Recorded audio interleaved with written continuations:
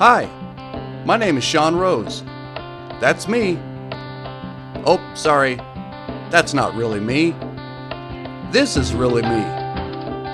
I live in Indiana, the Hoosier State. I'm a red-blooded, God-fearing American who loves this country, liberty, and our beloved republic. And I'd like to say thanks to Alex Jones for having this video contest. I'm excited about the opportunity to support this very important cause for freedom. My video is based on a dream I had, and thanks to an amazing new device invented by Al Gore, you can see my dream exactly how I saw it. Wow, first the internet and now this. Thanks, Al Gore. Okay, I'm obviously kidding. All jokes aside, my dream is actually very serious, and it's my sincere hope that you will take it as seriously as I do. So let's get to it, shall we? When my dream began, I was standing in the rotunda of the U.S. Capitol. As I gazed around, my attention focused on the painting depicting the drafting of the Declaration of Independence. It was here that the rest of my dream took place.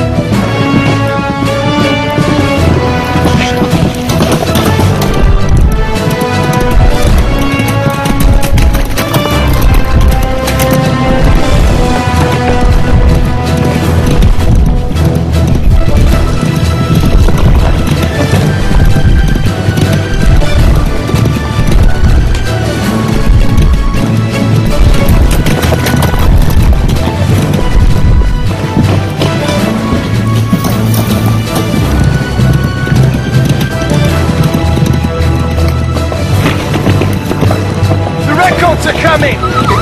The Redcoats are coming! Wake up your men and bring them to Lexington at once! Wake up! The regulars are coming! Wake up and be a free man or Liberty dies tonight! Redcoats are coming! The Redcoats are coming! What's that racket? What assassins come in the middle of the night? The regulars. I'll get the gun.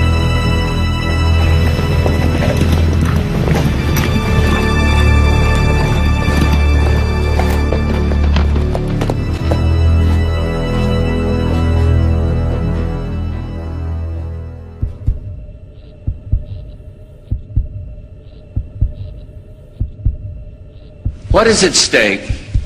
It is a big idea, a new world order.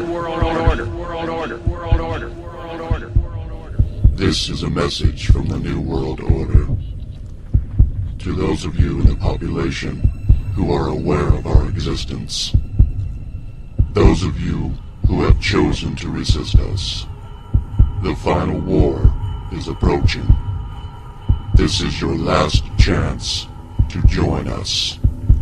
You must accept that you are not the majority. Your numbers are not growing.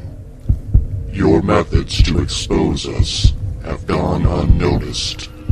Your brothers and sisters are not awake. Your children will not rise up. They will remain unaware of our presence and live lives of no significance. We have clouded their minds by design. You must thank us for giving them this blessing. Even your leaders, those you look to for inspiration and direction, know fully well of their impending defeat. They see the fate that awaits their movement. They cannot rise against the full force of our manipulation and control of the government, of the media, of the economy, of the armies, Those who will uphold our laws are being prepared all around you. Make no mistake, we are in control. We have the power. Power is our currency, our DNA. We provide the blueprint, and we give instruction. We are right among you, hiding in plain sight. This is our game, and we make the rules. We use any means necessary, for the world is a scary place, and the ends justify the means. But we fill this scary world with our love. Love in the form of vaccines. Love in the form of fluoride. Love in the form of aspartame. Love in the form of GMOs. We have brought you thus far. How much further do you want to go with us? The choice is yours. Remain with us. Enjoy freedom, security, and peace. Or join with those who oppose us and live forever in darkness.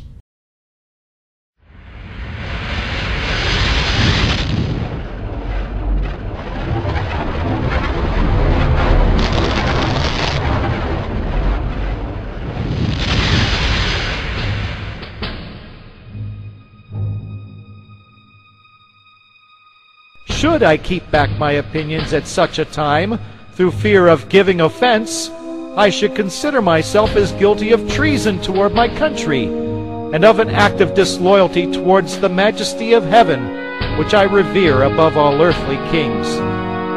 It is only in this way that we can hope to arrive at truth, and fulfill the great responsibility which we hold to God and our country. It is natural to man to indulge in the illusions of hope. We are apt to shut our eyes against a painful truth, and listen to the song of that siren till she transforms us into beasts. Is this the part of wise men, engaged in a great and arduous struggle for liberty? Are we disposed to be of the number of those who, having eyes, see not, and having ears, hear not, the things which so nearly concern their temporal salvation? For my part, whatever anguish of spirit it may cost, I am willing to know the whole truth, to know the worst, and to provide for it. Is it that insidious smile with which our petition has been lately received? Trust it not. It will prove a snare to your feet.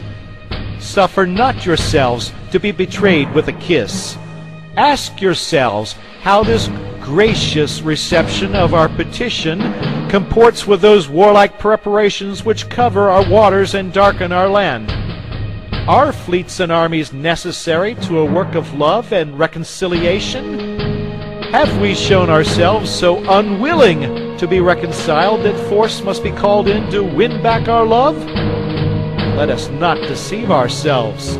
These are the implements of war and subjugation. What means this martial array, if its purpose be not to force us to submission? Can gentlemen assign any other possible motive for it? They are meant for us. They can be meant for no other. They are sent over to bind and rivet upon us those chains which have been so long forging. And what have we to oppose to them? Shall we try argument? We have been trying that years. Have we anything new to offer upon this subject? Nothing. We have held the subject up in every light of which it is capable, but it has all been in vain. Shall we resort to entreaty and humble supplication? What terms shall we find which have not already been exhausted? Let us not deceive ourselves. We have done everything that could be done to avert the storm which is now coming on. We have petitioned. We have remonstrated. We have supplicated. Our petitions have been slighted. Our remonstrances have produced additional violence and insult. Our supplications have been disregarded, and we have been spurned with contempt. In vain after these things may we indulge the fond hope of peace and reconciliation. There is no longer any room for hope. If we wish to be free, if we mean to preserve inviolate those inestimable privileges for which we have so long been contending, if we mean not basely to abandon the noble struggle in which we have so long been engaged, and which we have pledged ourselves never to abandon until the glorious object of our contest shall be obtained, we must fight! We must fight! An appeal to arms unto the God of hosts is all that is left us. They tell us that we are weak, unable to cope with so formidable an adversary. But when shall we be stronger? Will it be the next week? Or the next year? Will it be when we are totally disarmed, and when a guard shall be stationed in every house? Shall we gather strength by irresolution and inaction? Shall we acquire the means of effectual resistance by lying supinely on our backs and hugging the delusive phantom of hope until our enemy shall have us bound hand and foot? We are not weak if we make a proper use of those means which the God of nature hath placed in our power. The millions of people armed in the holy cause of liberty, and in such a country as that which we possess, are invincible by any force which our enemy can send against us. Besides, we shall not fight our battles alone. There is a just God who presides over the destinies of nations, and who will raise up friends to fight our battles for us. The battle is not to the strong alone. It is to the vigilant, the active, and the brave. It is now too late to retire from the contest. There is no retreat but in submission and slavery. Our chains are forged. The war is inevitable, and let it come! I repeat it, let it come! It is in vain to extenuate the matter. Gentlemen may cry, peace, peace, but there is no peace. The war is actually begun. Why stand we here idle? What is it that gentlemen wish? What would they have? Is life so dear, or peace so sweet, as to be purchased at the price of chains and slavery? Forbid it, Almighty God! I know not what course others may take, but as for me, give me liberty or give me death!